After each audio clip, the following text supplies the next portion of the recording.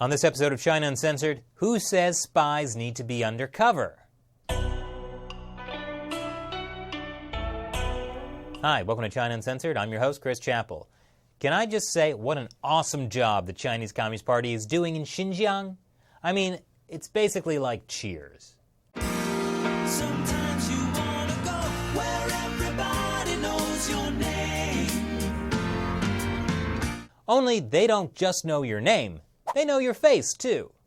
I mean, between the convenience police stations on every corner and the vocational training camps that promote stability and employment through the use of police batons, electric cattle prods, handcuffs, and pepper spray, I'm sure the ethnic Uyghurs of Xinjiang feel very safe and well cared for by the Chinese Communist Party. Of course, it's possible that some don't. But not to worry, the Communist Party has a solution for them, too.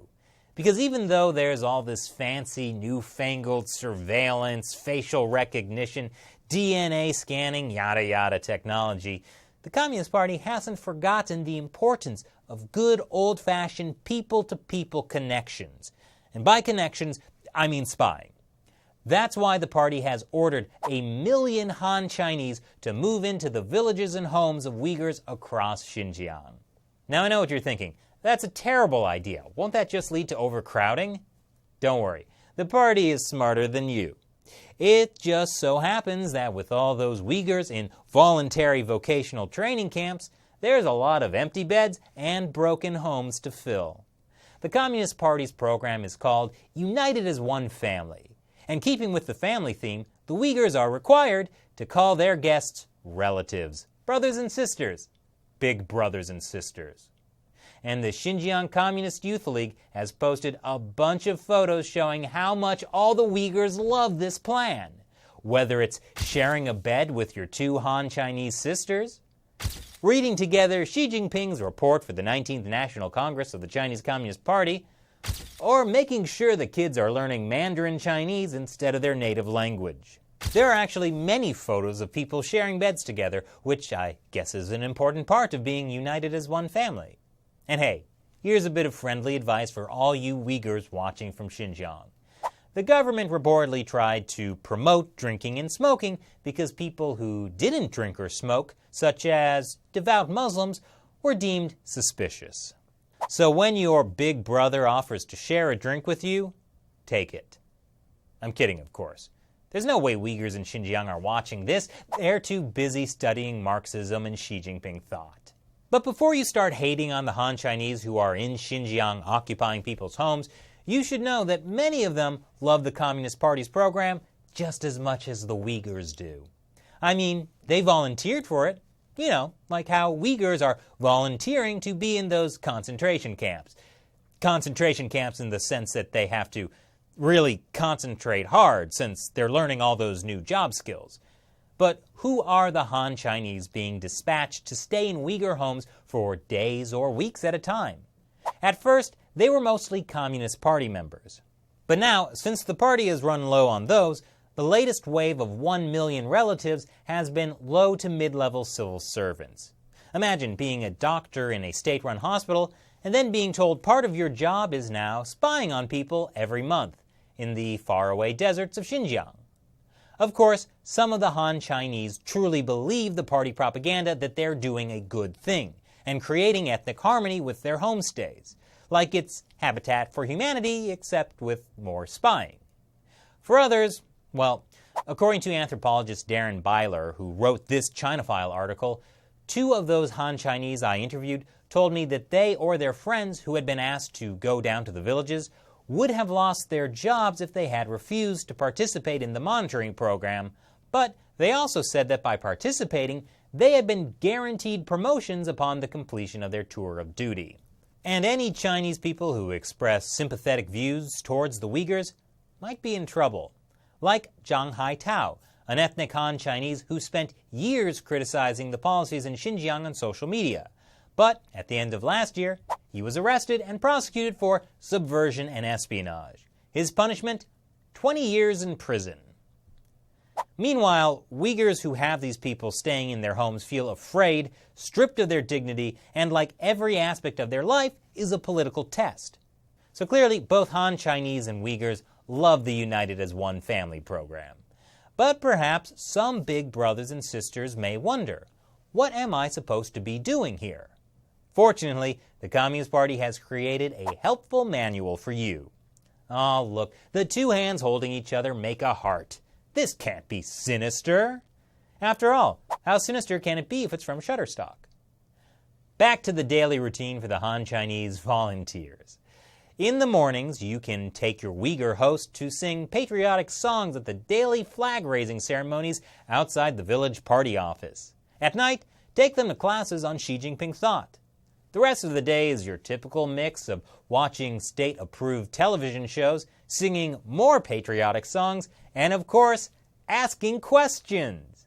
For example, you can ask them, do you have any relatives living abroad? Have you ever attended a mosque outside the village? How's your Arabic? And if any of their answers felt incomplete or if they seemed to be hiding anything, the children should be questioned next. See, the Communist Party is even thinking of the children. The Chinese regime has declared Islam a contagious disease. So while these Uyghurs might act friendly and secular, they might secretly be trying to hold on to their religion and culture. Here's how the party says you can find out. Offer a member of your host family a cigarette or a sip of beer. Provide random bags of ground meat for dinner. Find ways to make physical contact with members of the opposite sex. If any of that makes them uncomfortable, you should report any resistance to the relevant authorities. That way, your host can be sent off to one of the many vocational training camps to receive training on how they should ditch their religion for Marxism and Xi Jinping thought. Oh, and here's another tip for dealing with resistance. Try to convince your new family that you already know everything about them. The manual instructs the relatives to tell their little brothers and sisters that they have been monitoring all internet and cell phone communication that is coming from the family, so they should not even think about lying when it comes to their knowledge of Islam and religious extremism. Look, this policy is incredibly disturbing.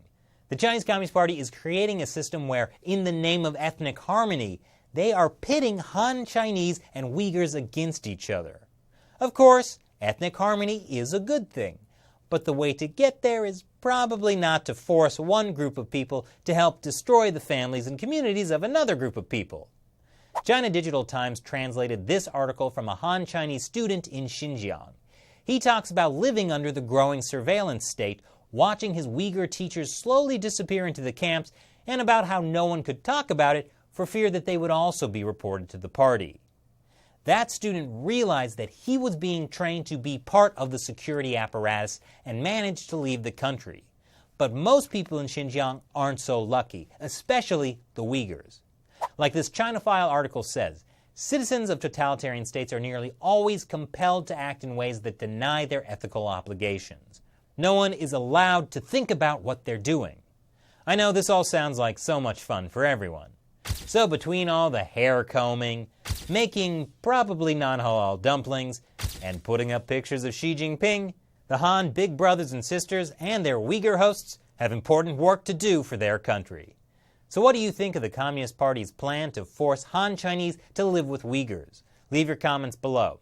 And now is the moment you've all been waiting for, when I answer questions from a member of the China Uncensored 50 Cent Army, the fans who make this show possible by contributing through the crowdfunding website Patreon. Karen Joshi asks, could the People's Republic of China ever split up like the Soviet Union? A very interesting and politically sensitive question.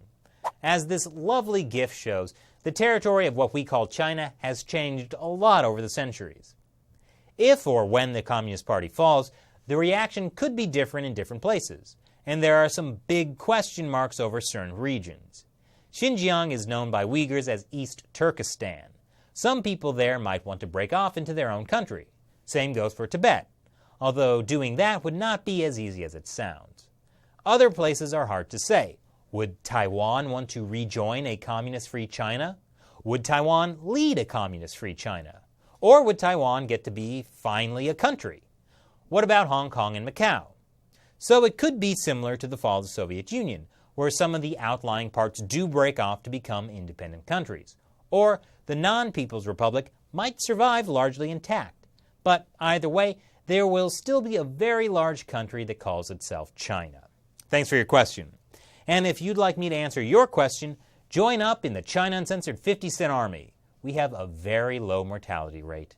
And for only $1 or more per episode, we'll give you some cool perks, and you'll have the chance to send me questions that I could answer right here on the show. So, head over to patreon.com/China Uncensored to learn more. Thanks for watching this episode of China Uncensored. Once again, I'm your host, Chris Chappell. See you next time.